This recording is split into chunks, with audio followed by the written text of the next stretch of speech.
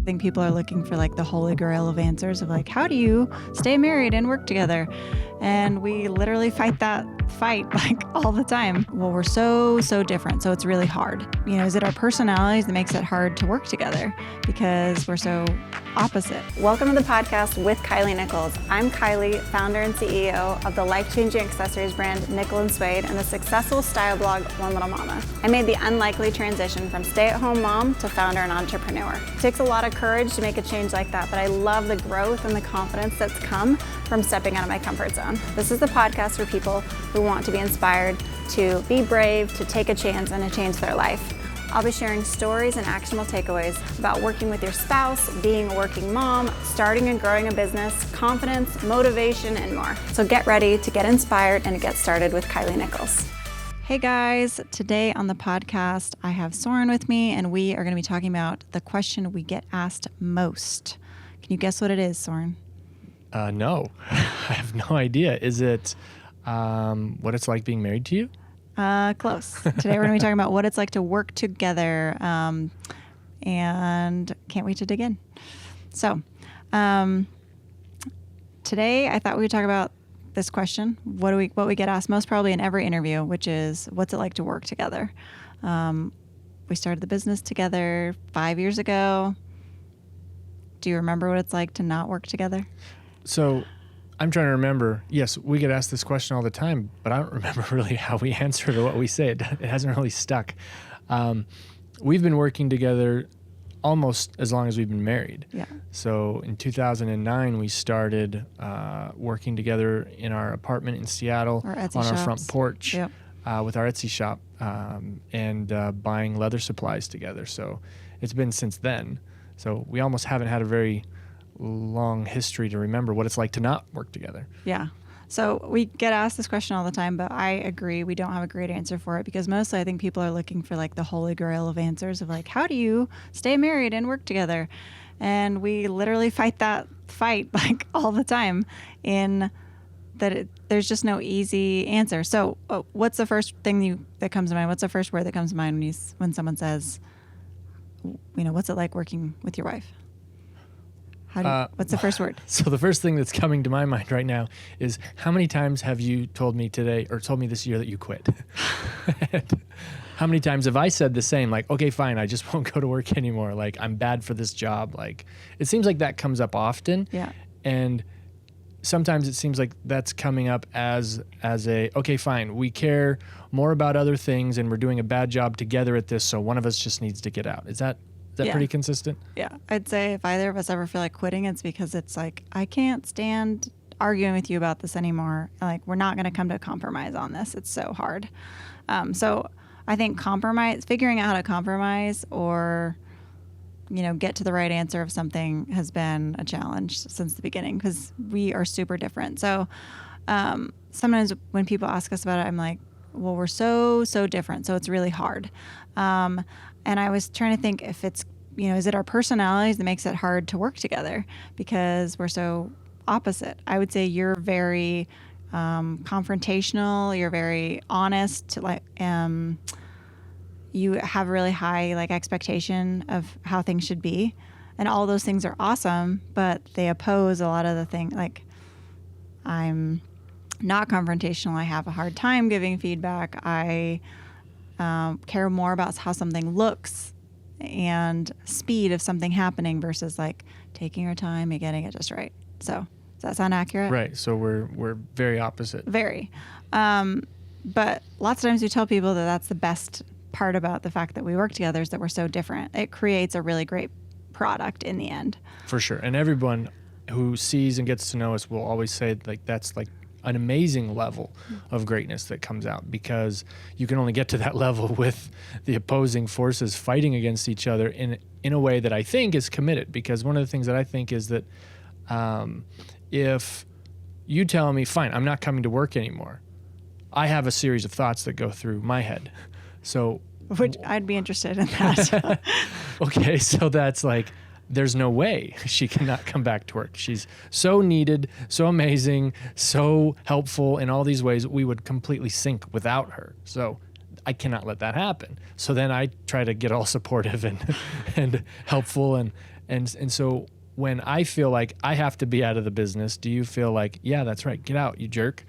Or do you have similar? I would say I'm like, my emotional side sometimes is like, yes, I hate you. Leave me alone. I never want your help again. But then like 2 seconds later, I'm like, oh crap, I need his help so much. Like we're in so much trouble if he doesn't come back to work again. And it's not like I think maybe I've literally like said a few swear words and said, I quit, I'm never coming back. But most of the time it's just, I don't know. It's just that, like, what do we do? Does one of us just quit? Does one of us just go get another job? Because it's so hard sometimes.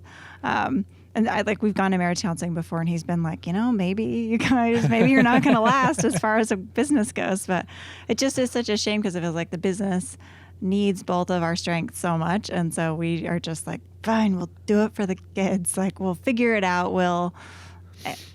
I don't know. I'm super stubborn and prideful, I think. And so you're more helpful in trying to like find that compromise than I am. So neither one of us are bad at what we do. We're different at what we do. So For sure. That's what I was thinking, is that because we're committed to each other, it's a lot easier to factor in being committed to the work that the other is doing. Yeah. And how helpful it is. So I think we get better outcomes because we say, okay, well, I'm not going to let our relationship go bad.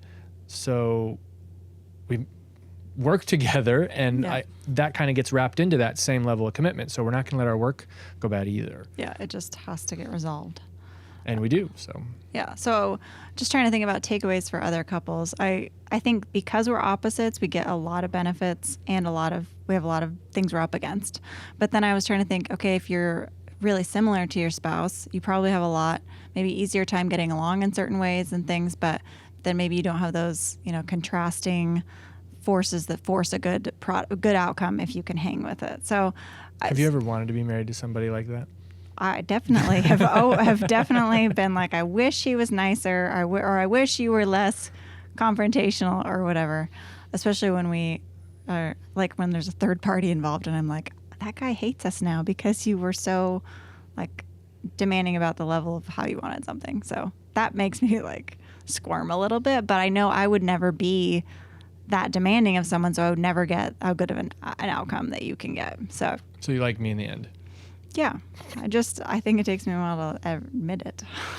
You never admit it. So yeah, I think I think you can work with your spouse really no matter what your personality is, but like you pointed out, are you committed to that person? And so then if you are, you're committed to helping them with whatever it is that they need help with, whether it's work or at home. So I was going to ask you like how you think you help me at work.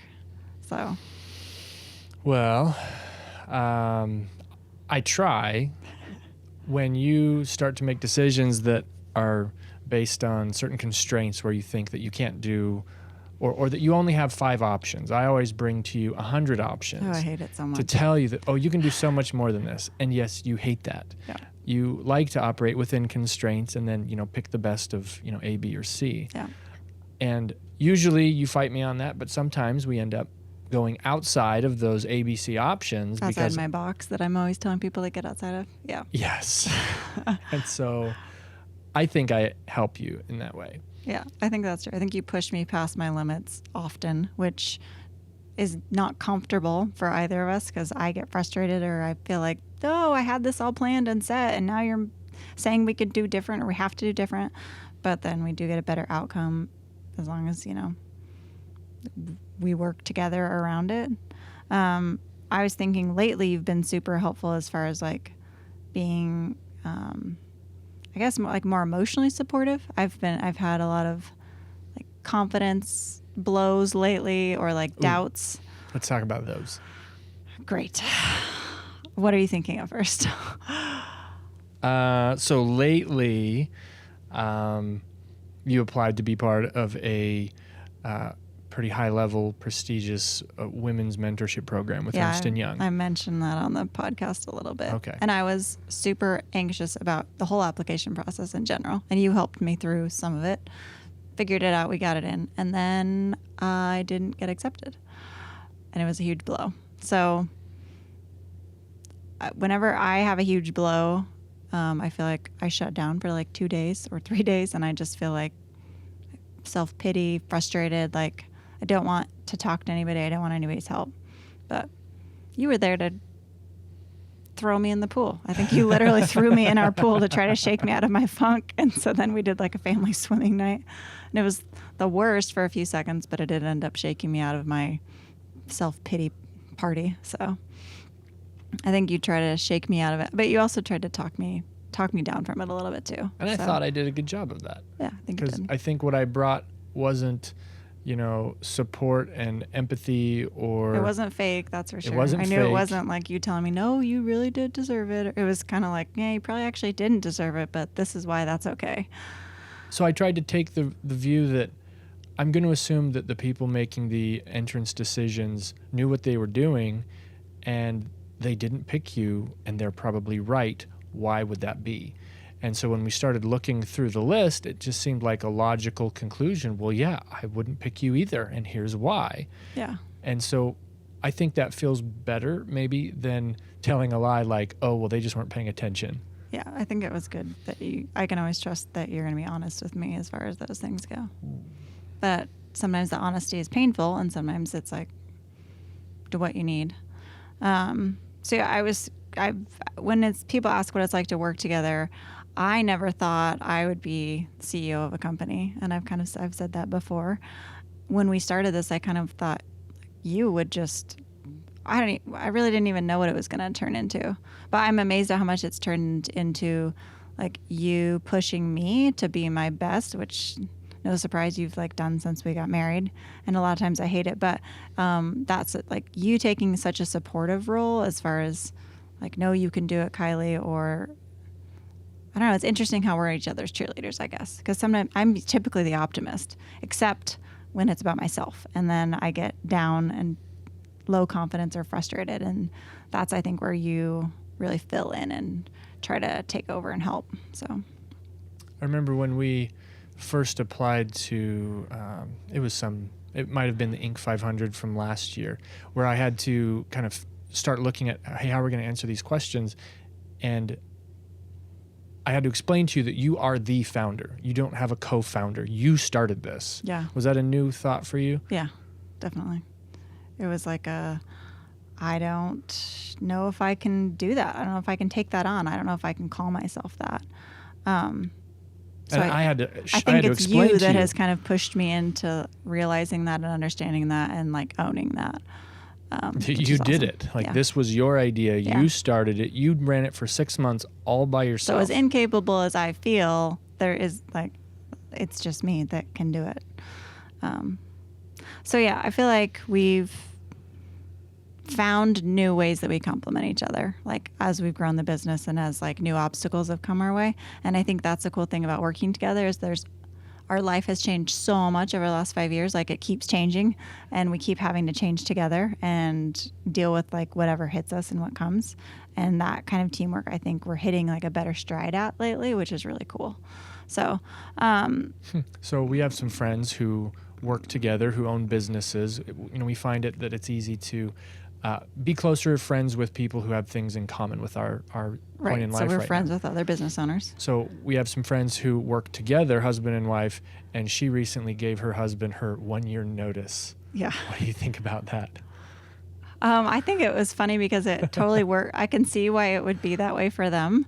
And maybe you're going to give me your 1 year notice at some point, but I think it's because, I think for their relationship, that's the best thing. But I think like I'm all in on my dream and where we're going. And I think the cool thing is you've always been comfortable with like supporting that. So you are okay being the not CEO, the not founder of a women's jewelry company and still like showing up every day and doing all the work.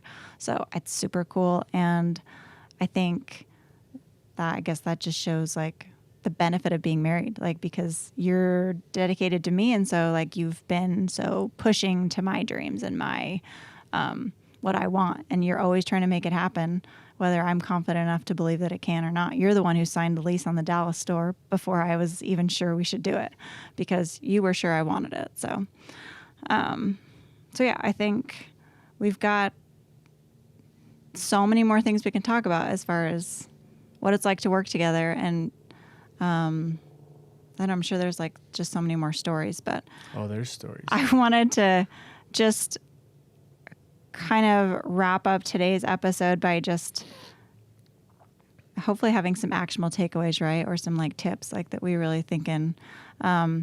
So what I had written down before is that I think if you're thinking of working with your spouse, or if you are, it's exactly what people think from the outside, but amplified. Like, it's just as hard as it looks, or as it seems it might be, except it's harder than that.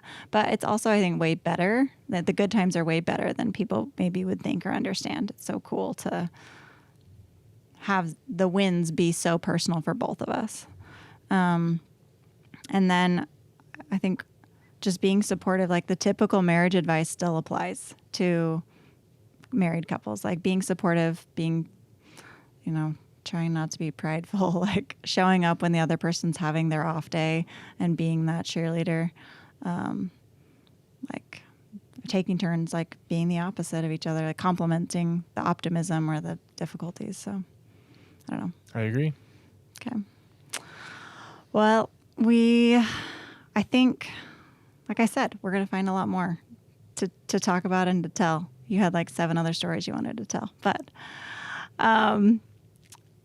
we've got to go pick up kids, right? I know. We've got we're late to pick up kids right now. And that's the problem with working together, is that if we're ever together working, the kids need something somewhere. So we are going to sign off today. Someone's going to run and pick up the kids and take them to their preschool preview and all that stuff. Is it going to be me or you? I don't know. But we'll draw straws or something. So I brought you lunch.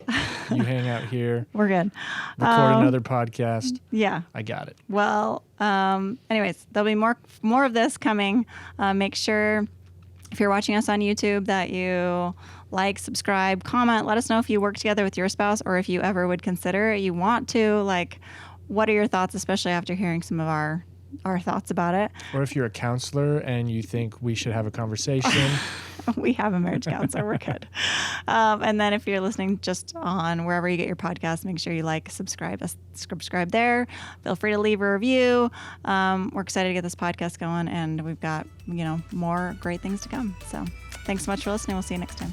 Thanks for listening today to With Kilee Nichols. Stay tuned next week for another episode. And if you can't wait until then, you can find me at onelittlemama.com, MOMMA, for beauty, our family, style tips, and more. And you can find my business at nicholandswade.com with the and spelled out. Thanks again. We'll see you next time.